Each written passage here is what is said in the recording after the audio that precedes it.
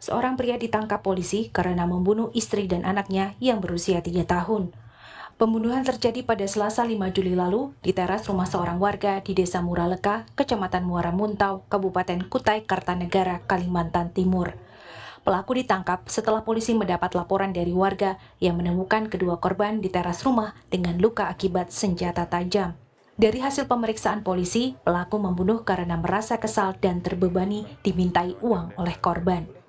Kedua korban dianiaya hingga tewas saat menunggu pelaku di depan teras rumah dan dalam kondisi kelaparan. Peristiwa ini terjadi saat ada pemadaman listrik di seluruh Kalimantan Timur. Pada saat itu korban Dominika Since memberikan uang sisa miliknya kepada si tersangka untuk disimpan. Lalu karena sakit hati ini, si tersangka cekcok dengan si korban, kemudian melakukan penusukan terhadap istrinya sendiri dan anaknya. Motifnya adalah faktor ekonomi karena si tersangka ini selalu diminta uang oleh istrinya, makanya si tersangka itu merasa terbebani. Kasus pembunuhan ibu dan anak ini menambah kejadian kekerasan terhadap perempuan dan anak di Kabupaten Kutai Kartanegara. Pusat Pelayanan Terpadu Pemberdayaan Perempuan dan Anak P2TP2A Kutai Kartanegara akan memberi pendampingan psikologi kepada anggota keluarga korban jika dibutuhkan.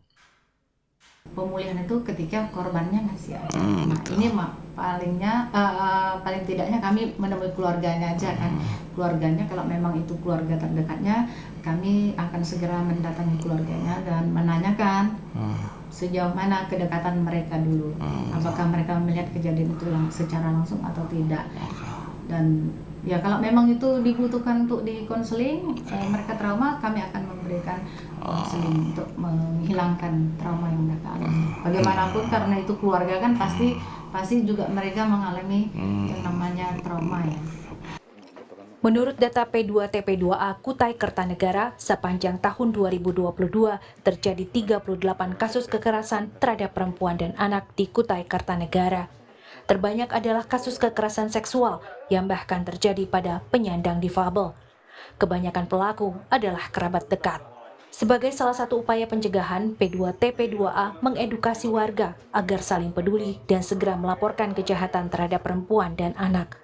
Ardi Wirya, Jasmine Jafar, Kompas TV, Kutai Kartanegara, Kalimantan Timur.